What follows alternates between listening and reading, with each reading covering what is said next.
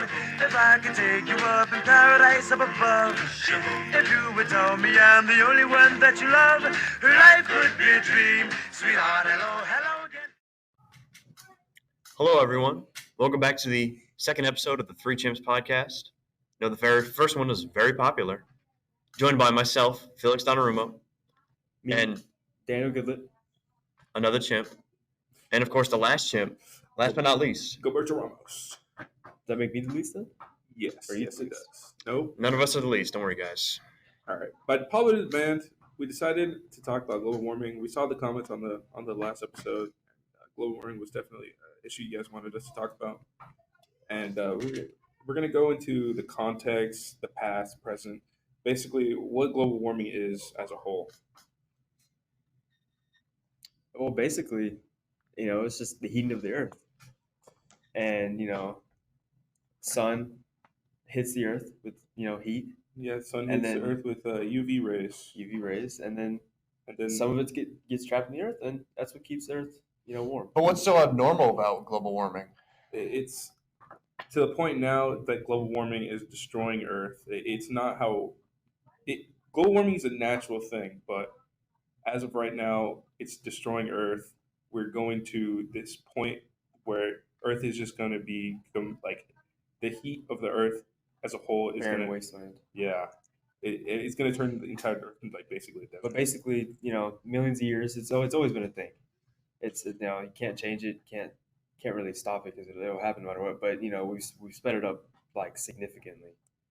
Yeah, it's it follows these cycles, these Milankovitch cycles, where the tilt of the Earth and the rotation of the Earth, and its location towards the sun, it cycles the Earth into these seasons, right? But it's not like our normal seasons. It's where over hundreds of thousands of years, the Earth gets slowly closer or farther away from the sun, and whenever it gets farther away from the sun, the Earth goes into a natural ice age. The biggest issue with global warming today is that the global temperature is rising faster than expected, with the normal Milankovitch cycle being between about 4 degrees Celsius for a global temperature and a negative 4 degrees Celsius. We are reaching 2 degrees Celsius in a much faster rate than we should be. And by the time the Milankovitch cycle reaches peak temperature, we might be even hotter than 4 degrees Celsius, which is a major issue. But the biggest issue is the fact that the temperature we have currently is changing many factors of the earth, like where biomes are, like it's evaporating lakes and rivers that shouldn't be evaporated, and it's destroying habitats. Ocean life is being destroyed. Everything's being destroyed. Everything is being moved out of its comfort zone because the comfort zone is moving. You're not able to keep up with it because there is no more comfort zone. It's too hot everywhere for life to live. When did we really notice this though? It started back in like the Industrial Revolution. That's when we started using fossil fuels and really got like we started using fuel for cars and all that. And 1800s, right? Yeah, 1800s. Started having like coal plants and coal steam-powered plants. boats. Yeah, and all that are contributors to global warming. Like there's certain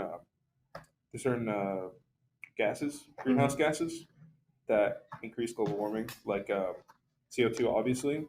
There's also methane.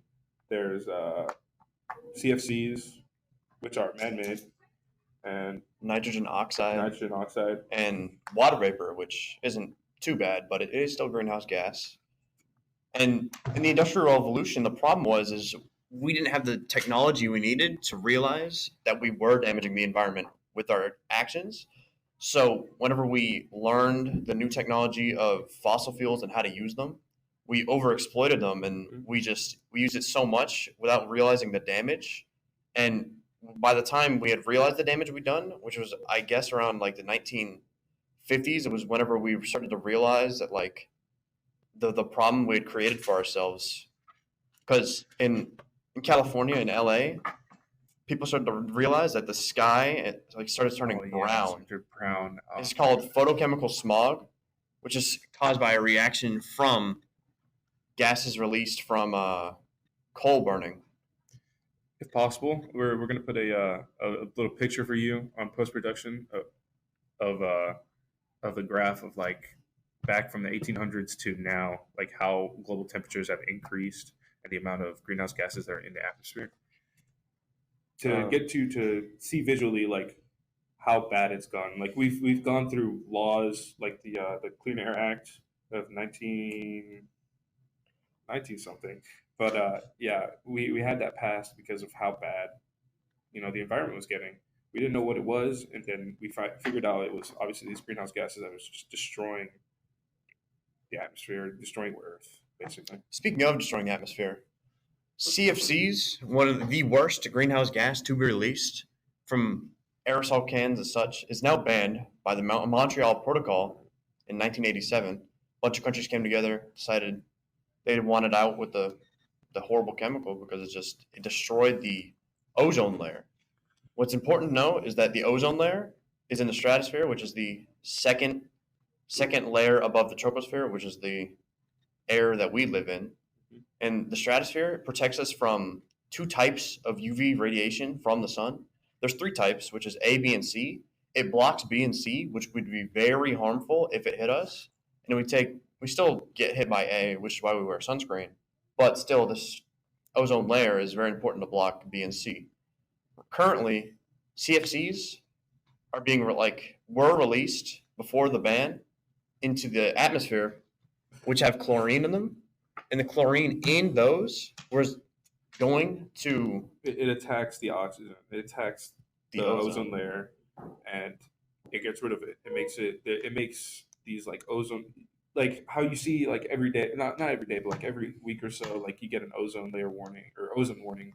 It's just the ozone thinning out, radiation going through and being harmful for us. Speaking of ozone, we didn't really realize like what ozone was until like 1820s, 1830s, when this dude Joseph Fourier, this French physicist guy, or whatever, but he had this idea of like the greenhouse effect, where we actually had this like thin layer of air that would actually, it would let heat in and then it would trap it at like a greenhouse, basically. I guess we did kind of jump the gun. That was a little scatterbrained. Let's go back a little bit in time and talk about when we really started to learn about it. That's my fault. I'm sorry. But then, about 50-ish years later, 1870s, that's when like coal started to become like biggest thing ever. This female scientist, Eunice Newton Foote, it's a funny name, experimented with the idea of the greenhouse effect by using just normal air and then air filled with CO2. And she noticed that using like in the CO2 air, when she put heat in it, that the heat would stay trapped and it would stay heated longer than it would in the dry air. So it kind of gave the idea. It's like, oh, maybe CO2 released from coal heat up the air, and it's like becoming a big deal. And then this British guy, a couple years later, he found that in like North Atlantic area, Britain, USA, Canada, all like that area, that it was significantly hotter there than in what it was before, and it was in like other places because of how industrialized we were. And there's the 1930s, right before the war, and that's when people started to realize this is getting kind of bad. But then World War II came, and that's you forget about it because you just care about. Well, not so much forget, but we were more focused on winning the war than any environmental impacts that came as consequence because we won the war. Really, right? Yeah, I mean, factory production like doubled, tripled. Yeah, everyone was working in factories, and you know what powers factories? Coal. Mm-hmm. And you know what coal does when you burn it? CO2.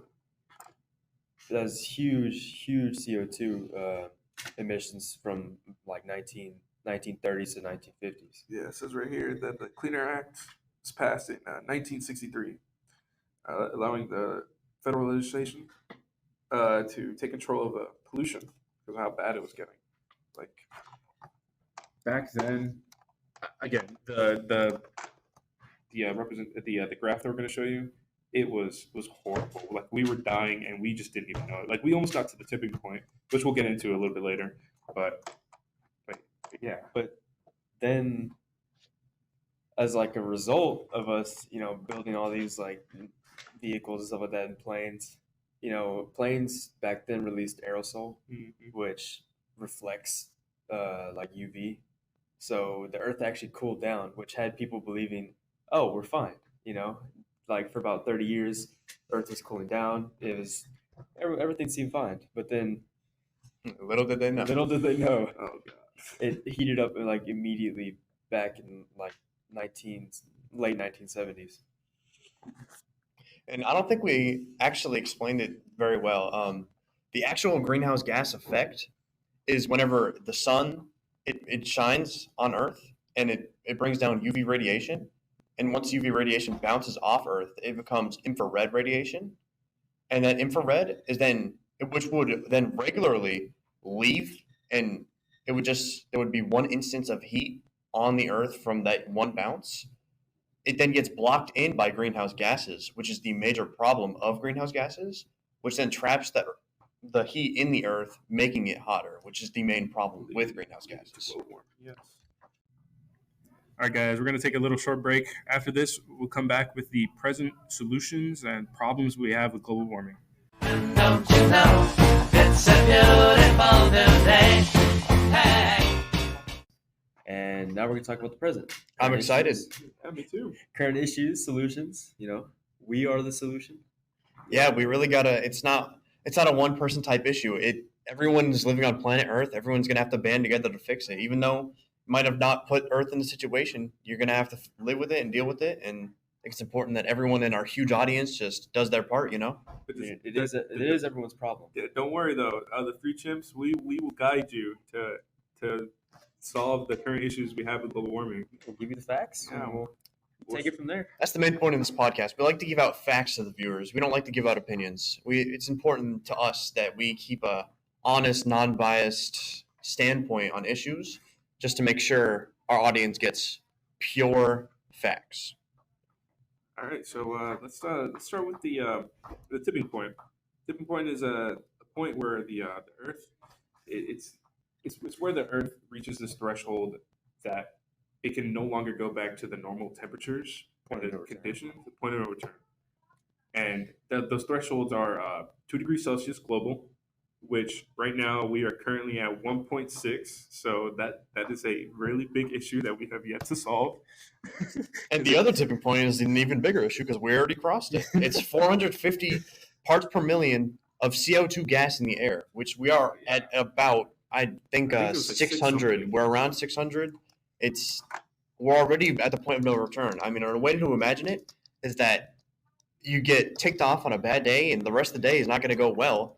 Earth is going to have a bad day for the rest of eternity as it continues. We're making Earth in a bad mood, really. But there have been efforts to try and. Oh, of reduce course, this, yeah. Some people have brains.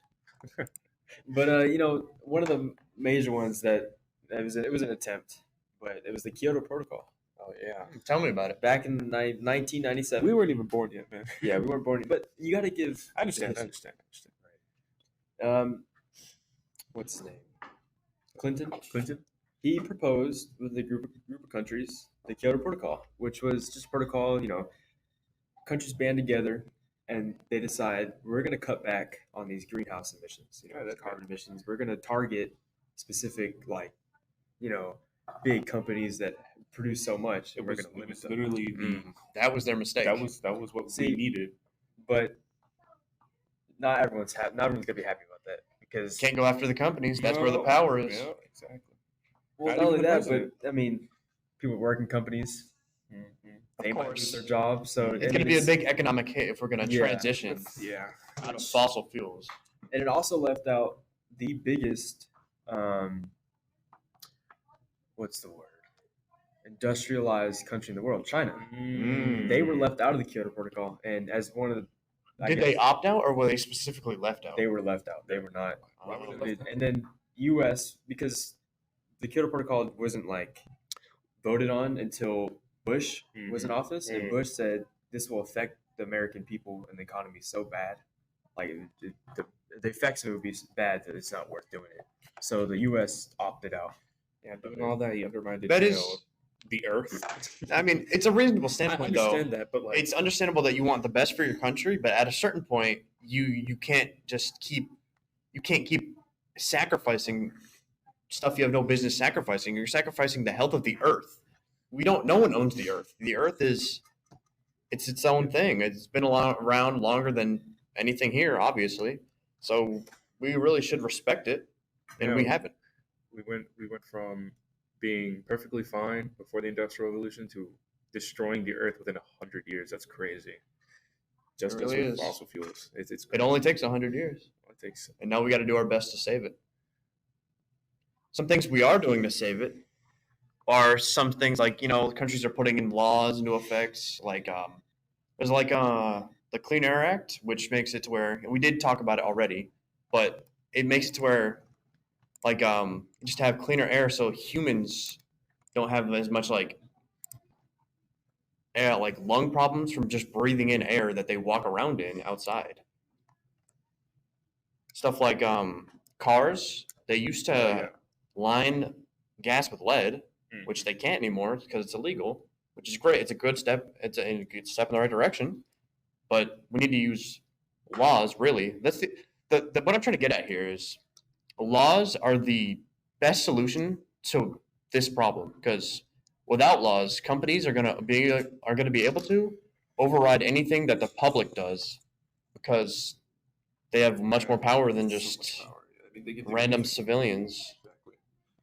Like with unchecked power, I mean, these oil companies, these coal companies, any fossil fuel companies, really, they're just going to destroy the environment. We're just not going to be able to do anything. Yeah, So, companies like Chevron, Shell, Exxon, they all just hold so much power because of how reliant we are on fossil fuels. But I mean, they also have in recent years they have been committed to cutting back that is true. on emissions. Like Well, that's great to Exxon, hear. they are leading the world in carbon capturing, which is basically you take the steam produced from burning coal or whatever, Mhm. and you trap it before it reaches the atmosphere. Mhm. Carbon capturing, Okay. and then you break it down so it's not as harmful, Mhm. and then you transport it to like this long-term storage location so that it doesn't go out into the atmosphere. Okay. And they're leading the world in that. Which company was that again? I forgot. Excellent. Exxon. Well, that's great for Exxon. They're doing a great job.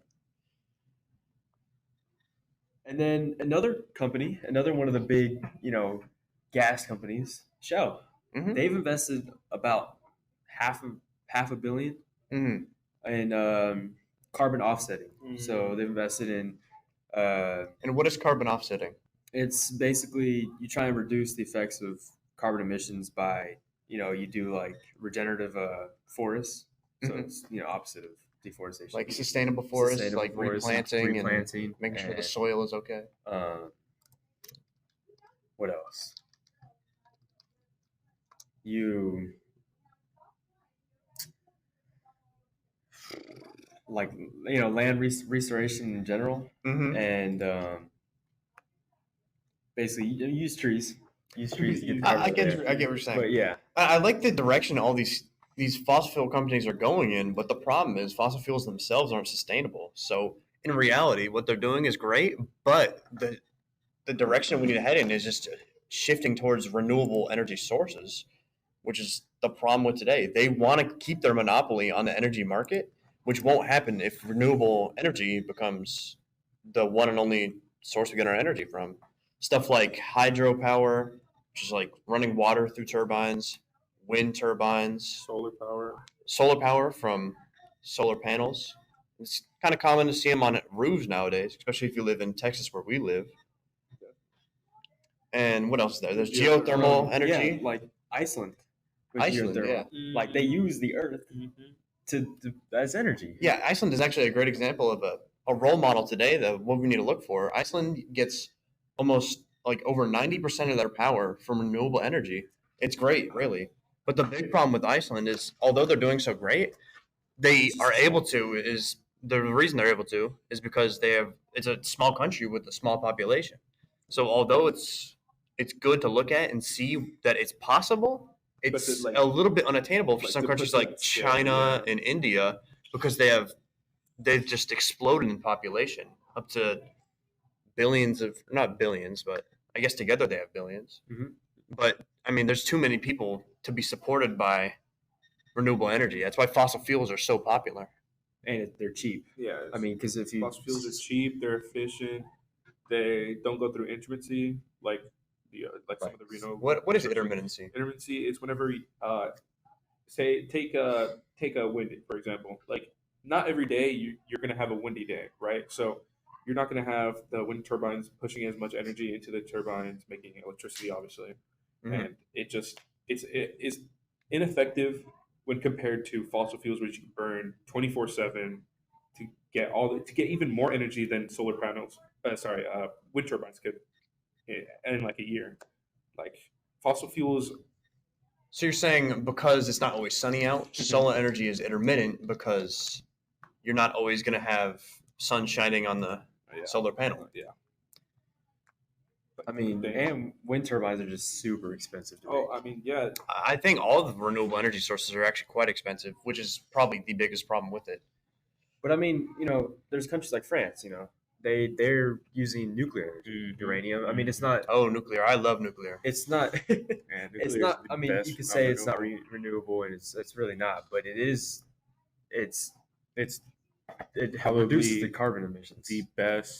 It's the best non-renewable. Yeah, unfortunately, nuclear energy is non-renewable, just like fossil fuels, because it's limited in what we have.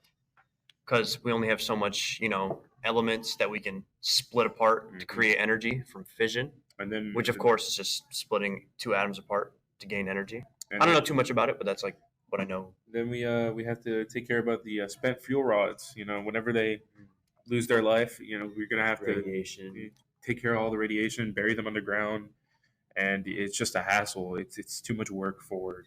I mean, it's good energy, but it just takes too much time. You also got to think about the safety. I mean, it's probably the safest it could be, but if you think about Chernobyl, could that happen again? Mm-hmm. What else? Or 3 Mile Island, Fukushima. There have been nuclear tragedies that have definitely plagued the Earth. But as time goes on, we have more safety precautions that we can put in place to make it much safer than, of course, those other tragic areas. And the good thing about nuclear energy is that the only greenhouse gas it does unfortunately still emit one greenhouse gas, but that's water vapor, and that's the least effective. Water vapor barely counts because water vapor is part of the water cycle, so it doesn't even matter. It's like water vapor compared to like CO2 and CFCs. It's such a small problem that it's very dismissible. Nuclear energy is probably the best way to go for long term because it releases the least, unlike fossil fuels, and it's much more efficient than renewable energy. As technology advances, nuclear energy is going to be able to be more efficient, and I think it's the way forward, really. And then what about the U.S.? We talk about France, Iceland, these other countries. What about the big bad guy, right? I mean, what are we doing? Well, I don't know about the big bad guy. China, I guess in emissions, I'm pretty sure is the worst of the worst. Most factories, or China is full of factories, really. They have, I think, the most emissions out of anybody, of course, because they have so many people, but also just because they don't have many laws regulating over there what happens. Which is why they make so much and labor is so cheap over there. But as for the U.S., we have tons of wind turbines, Midwest, North Texas especially.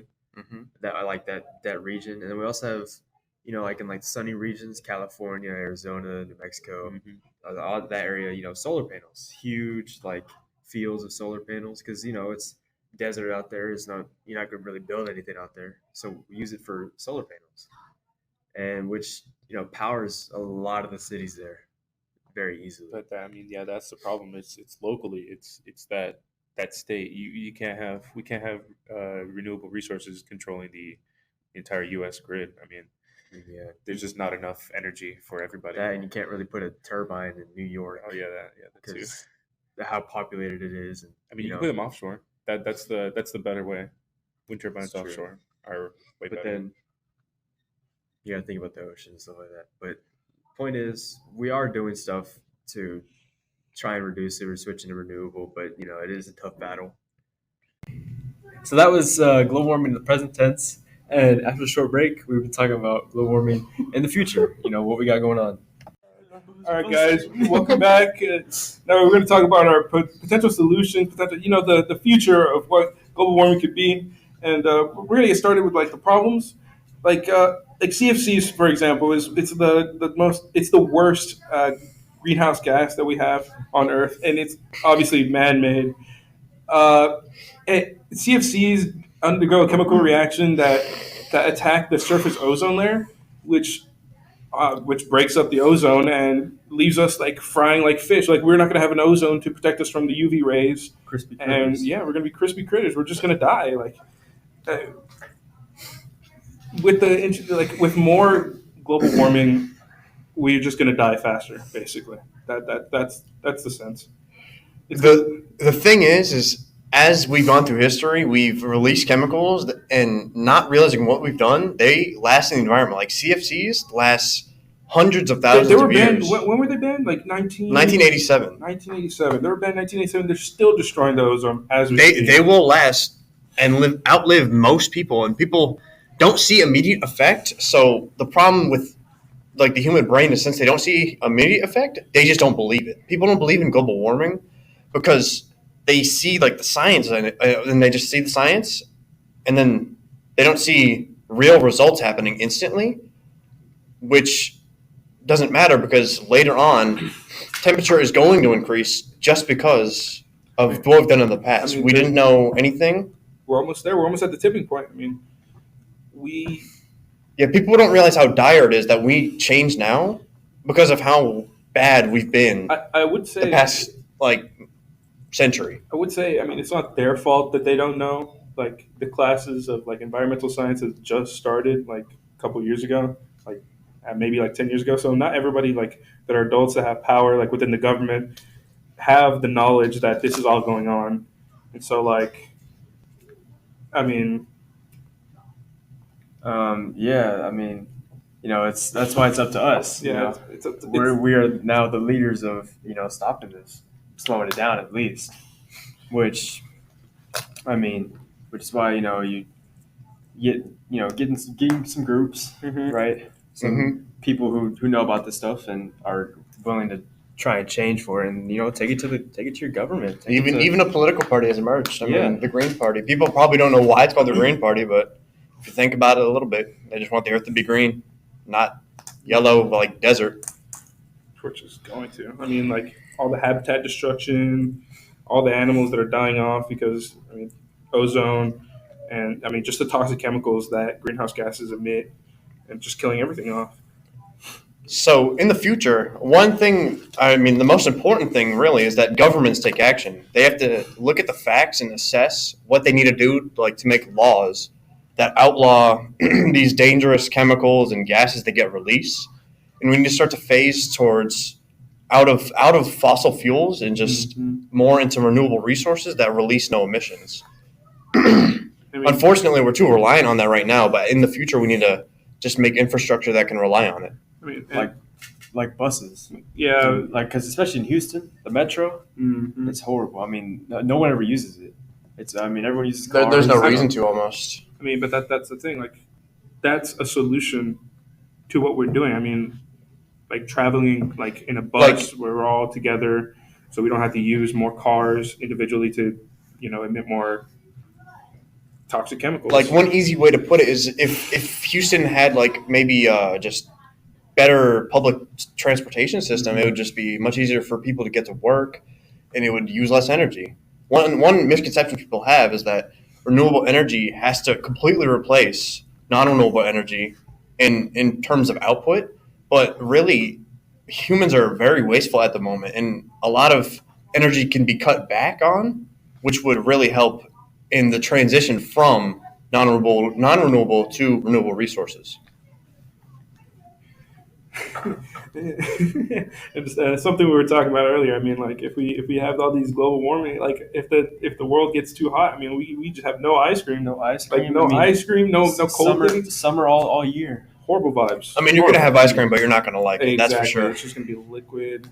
Stupid. All right. I mean, yeah, I mean, it's kind of the least of our concerns. No, we should no. really be worried about I don't know like- what he's talking about. animals getting moved out of their habitats and Coral reefs being destroyed. oh yeah, coral reefs. I forgot about those Probably completely. the Oh yeah, biggest- ocean acidification. Oh my god.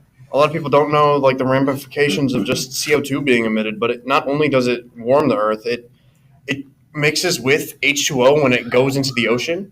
Like CO2 gets absorbed into the ocean and it mixes with CO2, or I mean H2O, and it does it takes up a critical component for like shellfish and coral, and the coral reefs are the most important biome in the ocean because they just hold so much diversity. Like most things can only live at coral reefs. Mhm. So the fact that they're dying out because of heat and the loss of calcium carbonate, it just it leads to this. We're gonna have very few fish left in the world, and probably less land Same animals with too. like the Amazon. Just Oh, really? it's going to Diverse. disrupt the food chain. I mean, we're going to stop like fishing production and all that. I mean, it affects us too, not just marine life. Also, I bet y'all didn't know that CO2, one of the largest CO2 emitters, is actually deforestation because it's cutting off the supply of CO2 going into the trees. So it's no longer sequestering CO2, and it's just leaving more out there for the ocean to absorb. I mean, we've gone through so much toxic chemicals that is just we're almost to the point where we can't do anything about it. Like it's horrible. It's horrible what we've done. All right, we're talking about the problems that can go in the future, but what about solutions? What can we do, guys? Solutions? I mean, like we said, we start, better infrastructure, Mhm. transitioning to public transport, carpooling. Mhm. Even though, it may not be like the best idea for a lot of people. I mean, they like to be in their own cars, whatever. But Mm-hmm. just slowly, introducing that, and same with the renewable. Like you said earlier, we don't have to immediately switch to renewable as like the only like producer of energy. Just slowly Mm-hmm. transitioning. I mean, that would just be impossible. We're too reliant. Yeah. I mean, not all non-renewable are bad. One of them, specifically nuclear. I mean, we talked about it before. Nuclear is probably the best way to go at it. It's the cleanest. It doesn't produce that bad of a greenhouse gas, and I mean, it still produces so much energy. We'll be fine if we just switch to nuclear. Mm-hmm. And I've actually heard an interesting theory about people with solar energy and trying to cover deserts in like solar panels, like the Sahara. Someone like calculated some ridiculous number. I don't remember it, but they said if we covered the Sahara in solar panels, not only is that going to be super expensive and it's unrealistic, but we would be able to probably power like continents with that amount of energy. It would be a ridiculous That's amount. insane. And I mean, Sahara's not even it's not the only desert we have on planet Earth. Like, we could do so much with all these renewable energy sources, and we just haven't done anything about it.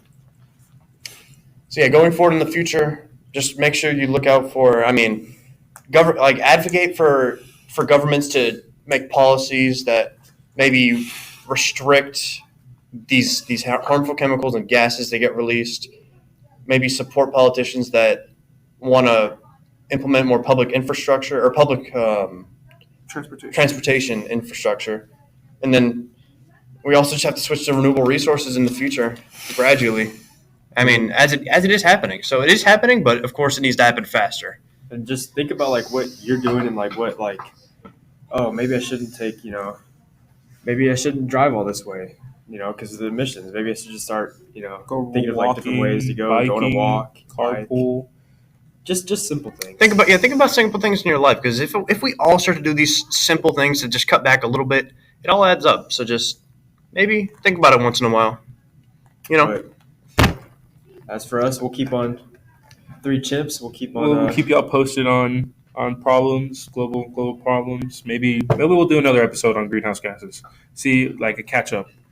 But anyways, I think that's 50 years from now. Yeah, 50 years from we'll now. give y'all an update. All right, but anyways, I think that's gonna wrap it up. Yeah, anything less to say? Hope y'all enjoyed. If you really listen all the way to the end, I really appreciate it. Thank you so much. There will be a new episode soon. Maybe not, but We don't have a schedule, but if you guys really want another one, we'll get it Let out us to know you. down in the comments, and we'll see y'all later. Deuces.